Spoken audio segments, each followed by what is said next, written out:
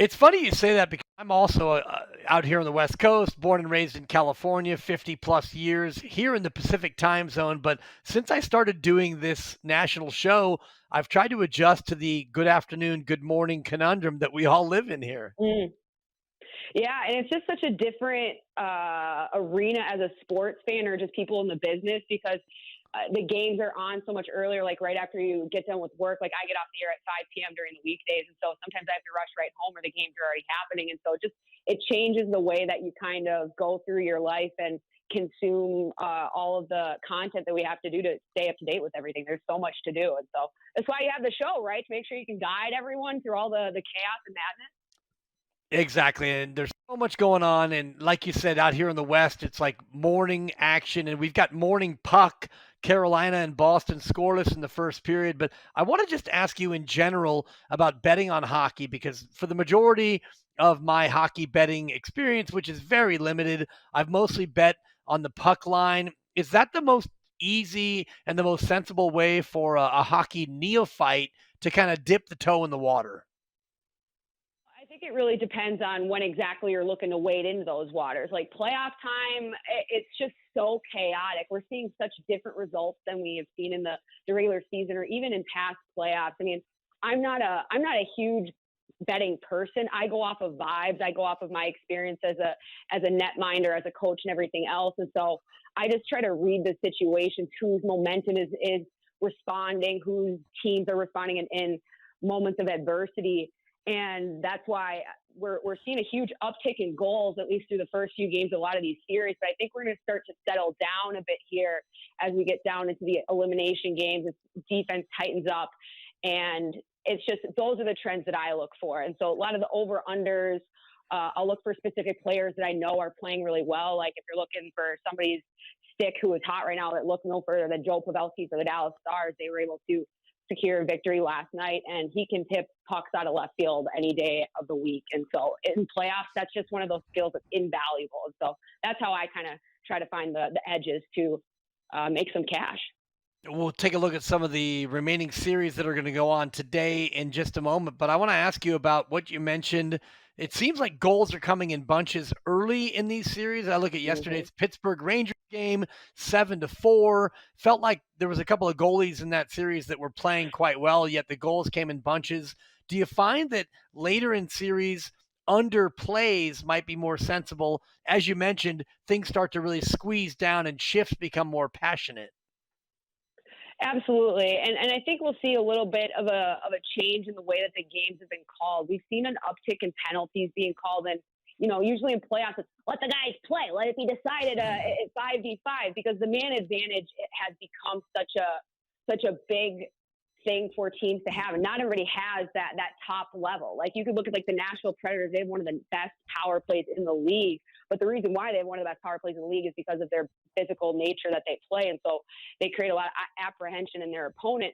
And so the opponent gives them space and time to work. So we can just have Roman Yossi send pucks to the net, and then you have Matt Duchene and Ryan Johansson cleaning up garbage. Like those are two pretty good collectors, if you ask me. You look at the later games today and coming up here in about a half an hour, you've got Minnesota at St. Louis with the Wild leading the series 2-1. What do you think about St. Louis and the ability at home to try to get even in this series?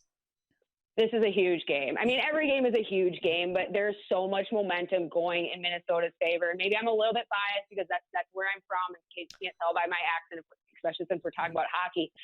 But with the magic that is Marc-Andre Fleury as a goalie and their ability to show themselves after getting blown out in game one that we can support him in the style that he plays, which is very acrobatic, which can sometimes leave the net a little bit more open than others.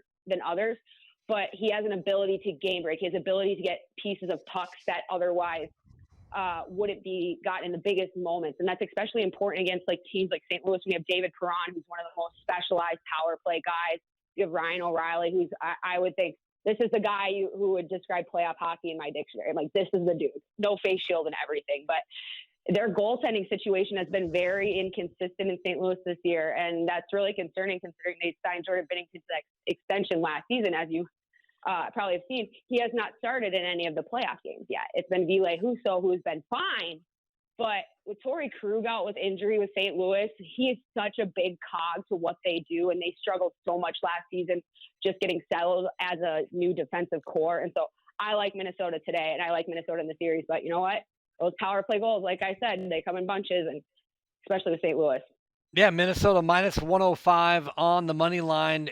On the puck line, it's minus 270 plus a goal and a half. So not a very good, sensible wager there. But if you like Minnesota to win straight up at St. Louis, co-favorites on the money line, minus 105 Minnesota, St. Louis minus 115. Up next will be Toronto at Tampa Bay. Tampa Bay inexplicably dominant year after year, and Toronto coming in to this matchup plus 105 on the money line. Tampa Bay slightly favored. How do you see this game coming up?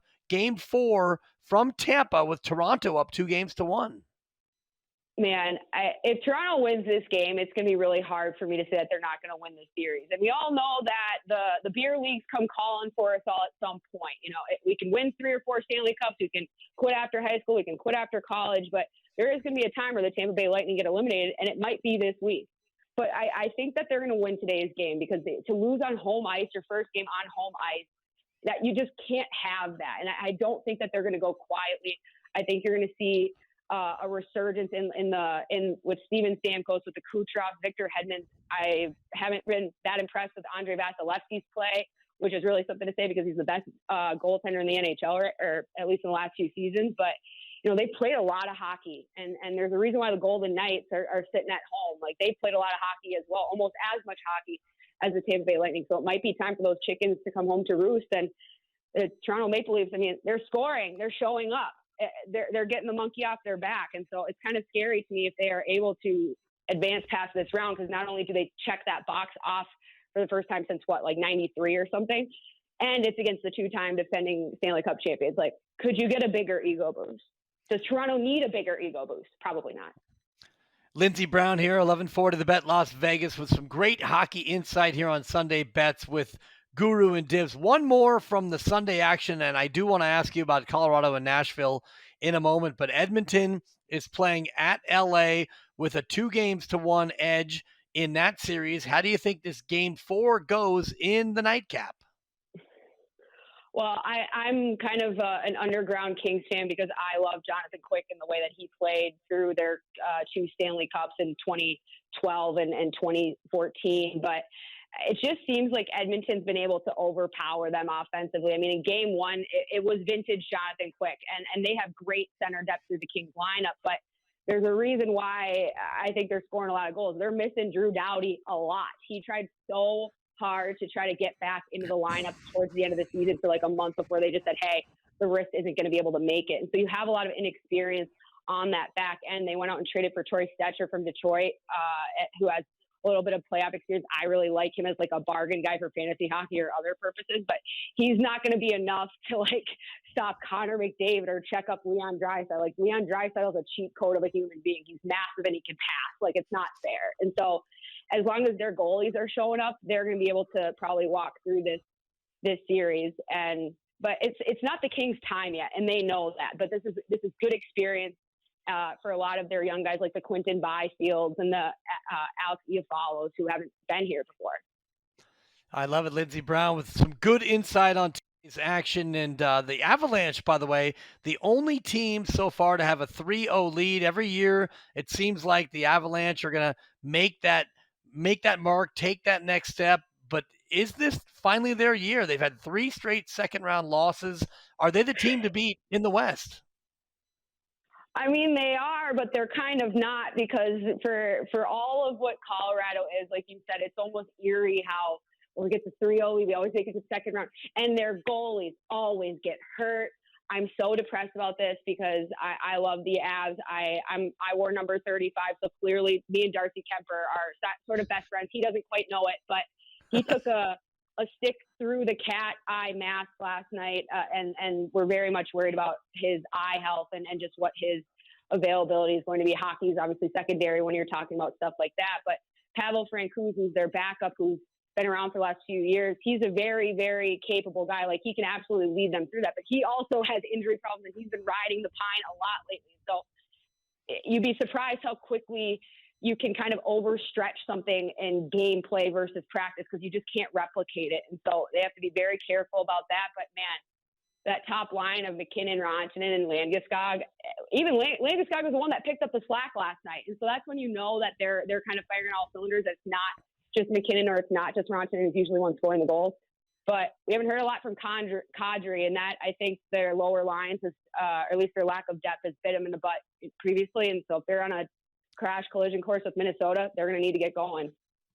It's Lindstradamus time where we have you predict who's going to win the Western Conference, and I love the great insight and the Minnesota vibes. My father's from International Falls, Cohasset, so Oh, I've got Minnesota blood pumping through me. But God's Lindsey, country up there. oh, it's the absolute best. And by the way, Yeah. spoiler alert, freezing, which is why my father moved to California. Thank God that the late, great He Dwayne smartened Dibley up. made He that move. smartened up. Yeah. Good for him. Oh, I'm telling you what. Who wins the Western Conference, Lindsey? Because you got Colorado, the favorite, at minus 110. Is there a sleeper team that you like considering where we are in the playoffs? For me right now, it's Minnesota. I really don't like making super far out projections of playoffs because, these guys are playing with like broken legs and all these crazy things. You just don't know what's going to happen, especially with all the goaltending turnover. But Colorado is a great pick. Calgary is a decent pick. But I really vibe with what's going on in Minnesota. I'm not just saying that because I'm from there. I've seen playoff teams from that organization who will say, this is the year, this is it. They didn't have the intangible magic. They have the intangible magic, and they're able to get back into games no matter what the deficit is. And so arm that with the Kirill Kaprizov and Kevin Fiala effect as well. It seems like a little bit of a special team. That would be my pick, at least in the Western Conference. I love it. And the fact that you said organization is what makes it authentic. It makes it truly a hockey take, and I appreciate that. Oh, thank you. Appreciate you having me on. Lindsey Brown, the pride of Minnesota. You can hear her in Vegas on 1140. Thank you so much for joining us. Absolutely. Anytime.